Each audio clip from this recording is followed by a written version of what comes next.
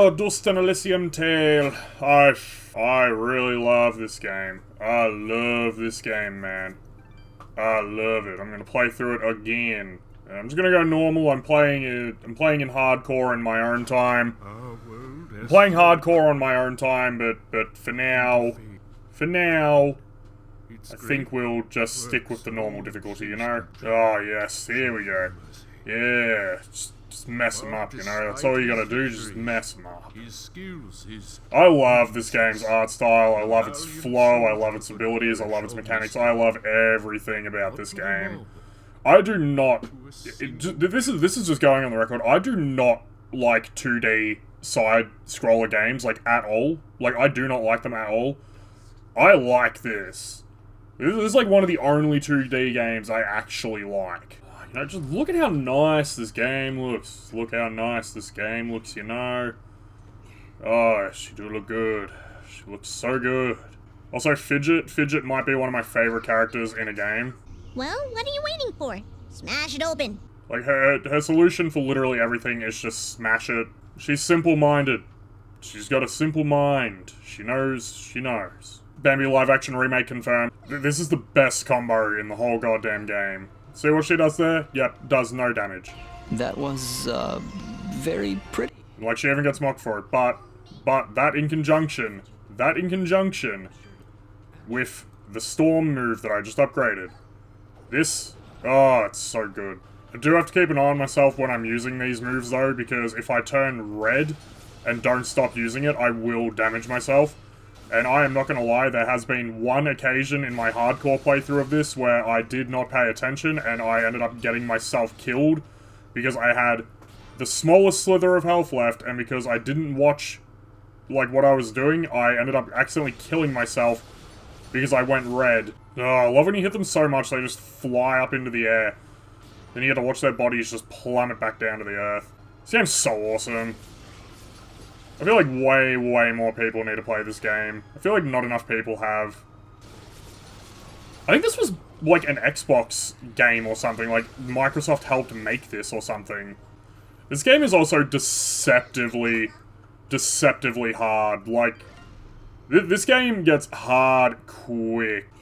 Anyone that's watched this channel for like, a while, if anyone has, you know I like to beat games in weirdest ways possible. Like, I always give myself weird, like, challenges or quotas or just something that I have to do. I'm gonna see how long I can go without actually expending a single, like, skill point in this game. Because I want to know, like, honestly, how far I can get through it without doing this. Oh, this ability right here allows for so much game-breaking shenanigans. Like, this, like, ability that I just got, this allows for so many shenanigans in some of the later levels. Especially when you can start, like, launching these guys really high. Like, look at that. Like, I am in space right now. Yep, there we go. I didn't see myself turn red. So there you go. That's what I was talking about before, but it was worth it. It was worth it to show off this. How it feels to chew 5 gum. Yippee! New 5 gum. Stimulate your senses. Like, getting up into space with this ability, like, you can sequence break some stuff if you do that correctly in the right spots, and it is awesome every time you do it. It is awesome every time you do it. Oh, here we go, our favorite character, the Trader. Our favorite character, the Trader. Our favorite minigame, hacking a chest. Here we go. Love QuickTime events here. We love QuickTime events here at the Posmano Gaming Variety Hour. I swear to God, do I give my channel a different, like, name every single time I, like, mention it or say anything about it? I feel like I do. I feel like that's just something that I do that's just part of my sense of humor. I feel like it's a different name every time, but it might just be the same name every time. Alright, let's go back a screen. I'm gonna try something here. I'm legitimately gonna try something here, see if it works. Come over here, little bad guy. Come over here. I need to get you from the other side. Come on, follow me. Follow me. Good boy. Good boy. Yep, all the way over here. All the way over here. Come on, over here. Over here, buddy.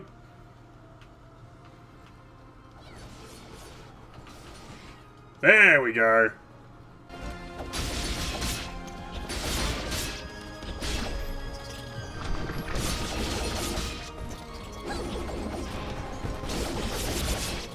we go.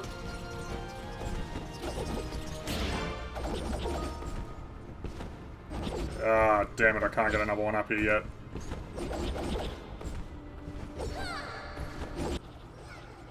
Damn it, I can't get another one up here. That's what I was talking about when I said you can sequence break with that move. That's what I meant when I was saying that you can sequence break with that move. Alright, time for our first proper boss fight. I say proper, but it's pretty piss. Alright, here we go. Whee! God, our damage is so low because we're not leveling up. Oh, maybe I should level up because our damage is unbearably low. Our health, too, like, we take one hit from this guy, we're at literally 1 HP. I cannot believe that we got hit by that thing once, and it got us down to, like, 1 health. Holy crap.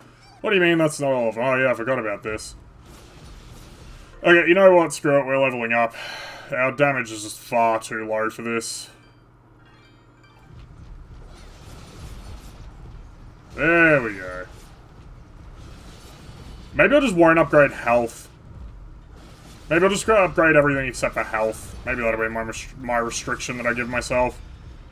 Because otherwise, this is gonna be a very, very long, very painful playthrough of this game. Ah, new area unlocked. Time for more shenanigans. Time for shenanigans. Yes. Okay, yeah, we're just upgrading fidget and damage, I reckon, because... Holy crap, I could not do this whole game just doing 1 damage apiece. I would have been here for a year.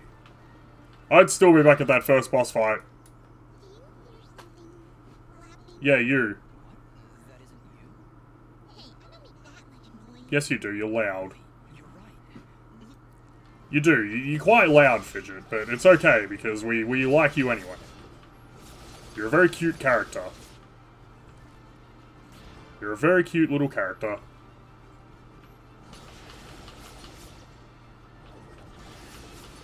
You know what? I feel, honestly, like the only people that have ever played this game are either people that just really enjoy, like, weird indie games, people like me that just stumble across shit randomly, or this was definitely, like, every furry on the planet, I feel like, would have played this game, surely.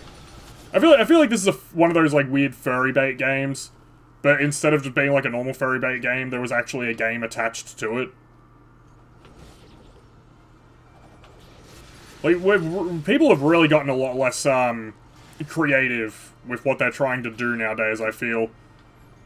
Because, like, I think since, like, Steam unlocked the floodgates for indie devs and stuff, I feel like all those types of games that, like, used to be, like, if you know, you know, now it's just everyone knows because they're just so blatant about everything now. There's another mechanic that I like about this game. Is that in order to, like, have stuff sold in the shop, you first need to sell it to the vendor. So, like, all these things that now have a checkbox next to them mean that if I go back to buy mode, now I can actually just buy them from him. Like, he'll actually stock these materials in the future.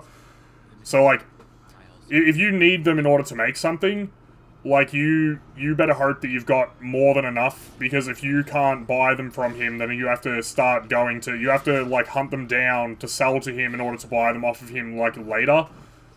I think that's just a good little mechanic. I like that. Like, it's like you're adding something to memory, almost. Like, you know, like, he doesn't know what it is until, like, you know, like every other, like, RPG game, it's like you need to identify items. Well, in this game, it feels like he's the one that needs to, like, do the identifying, and you're the identifier for a change. Never looked at it that way. Damn right she's an interesting character. She's a fucking weird character. I feel like she also started the trope of, like, that really weird, awkward archetype character sidekick thing that we get so much of nowadays. I feel like this game was popular amongst other, like, indie devs more than it was. Like, I feel like a lot of other indie developers played this game and know about this game, but I feel like the general public doesn't know about this game outside of a certain few communities. I don't know. I can't even remember how I first, like, learnt about this game, but I feel like something, like, made me want to play it. I think I saw it on Steam, and then I looked up a video, and I only found, like, one video of anyone, like, on YouTube at the time. This would have been, like, years and years ago. Like, at the time, there was only, like, one video from one person that had ever, like, made content on this, I feel like. I don't know, YouTube was a lot, like, weirder back when it was new. Like, not everything was, like, easy to do. Like, James Rolfe being a very good, like, example of this is, like, not everyone... Like, now everyone has the capacity to record gameplay, record video, like, do all that shit. Whereas back in, like, the early days of YouTube, that was, like, the meta for a while was pointing a camera at a screen and just recording your, like, TV directly with a video camera, because, like, recording software and hardware was not as big of a thing, unless you knew, like, how to hook up your cables into a VCR and then transfer the VHS tape to another medium that could be uploaded. But that still required another piece of hardware to plug in to act as a waypoint. Yeah, like, and the hardware wasn't as common, it wasn't as well known, it wasn't as easy to get your hands on, and it was a lot more expensive. Like, my first ever, piece of recording hardware, not software, costed me, I think, close to $500, because back then, it was considered, like, the best, most high-end, like, and it was expensive, like, even, and, like, the cheaper, there were, like, definitely a lot cheaper options and alternatives, but they were not very good, not very stable, and they had limited amount of, like, recording capabilities, whereas the one that I bought was very expensive. It could record basically infinite, like, footage, pretty much. Like, you could just, as long as you had, like, the hard drive space for it, you could record type dealio, but yeah, these are problems that anyone growing up now that wants to, like, get into content creation just really does not have to worry about anymore. Which, it's good that it's become more accessible to a lot more people, but at the same time it has also, like, opened up, like, a whole new world of weirdos on the internet, I feel like. So I hate when people are like, oh, I'm antisocial, I just don't, like people, and it's like, there's a difference between being antisocial and just being a loser, and I feel like nowadays antisocial just means that you're just an awkward, like, loser who no one can put up with because you just have no social skills. Whereas to be, like, truly antisocial, you really do need to, like, just be someone that completely, like, cuts yourself away from society and doesn't want to, like, follow society and all that sort of stuff. There's varying levels and degrees to everything in this world. I love the water effects in this game. It's so simple, but it does look effective and good. It's just a simple, like, screen distortion effect. But, like, my god, does it work? Like, my god, it works. So much about this game just works. Like, a lot of creativity. This is one thing I really do miss. Like, I feel like modern games don't have to get as creative anymore, because, like, just all of the tools seem like they're more available to, like, you know, for anyone to, like, create a game now. It's the same with, like, what I was saying about how anyone can, like, create videos now. Like, I feel like creating games, creating music, like, tools for everything are just so much more accessible nowadays for, like, anything you can possibly imagine. And, like, that's awesome. Like, I think it's great. Like, everyone being able to, like, express themselves and create things is awesome.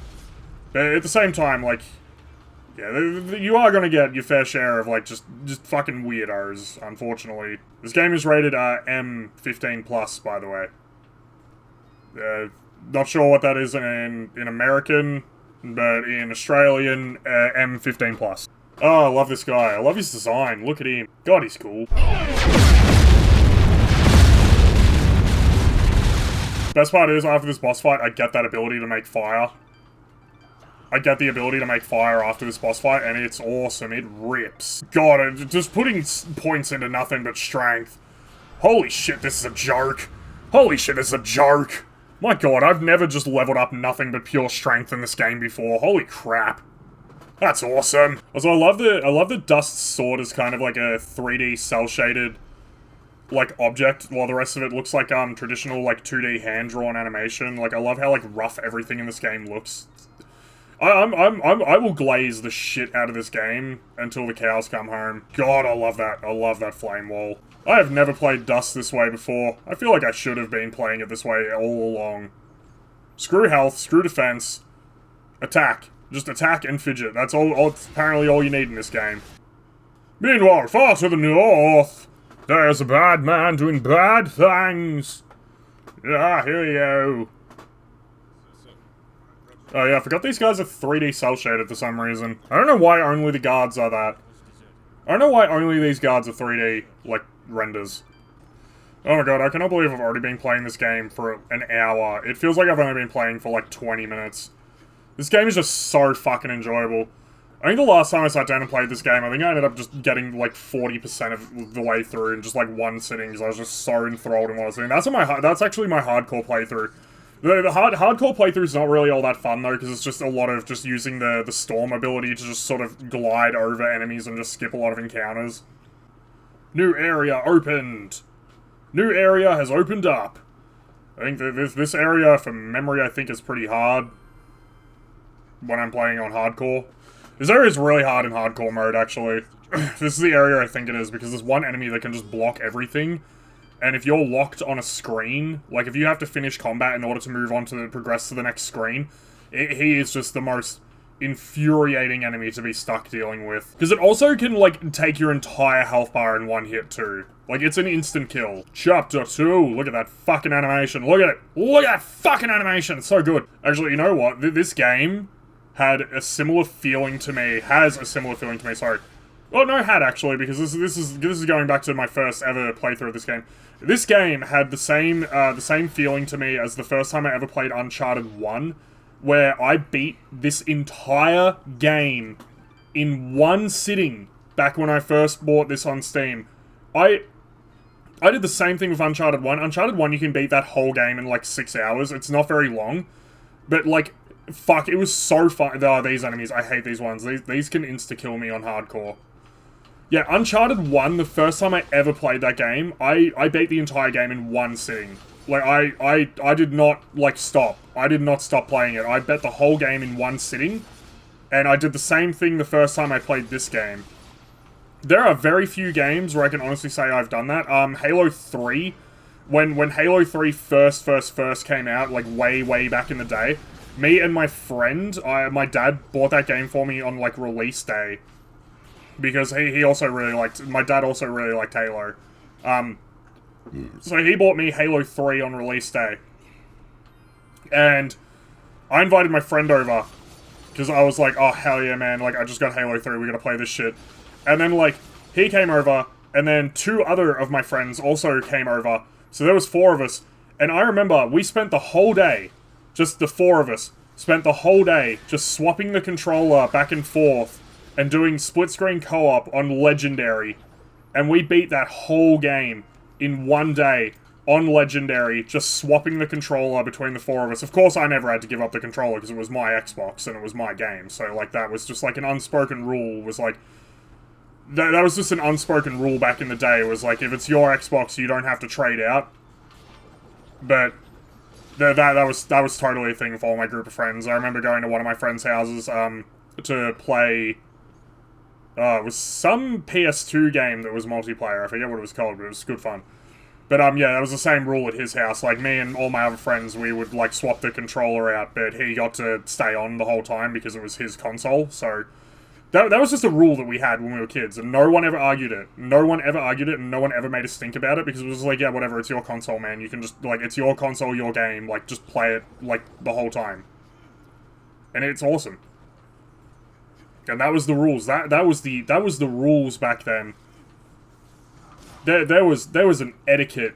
There was an etiquette to playing co-op games back in the day.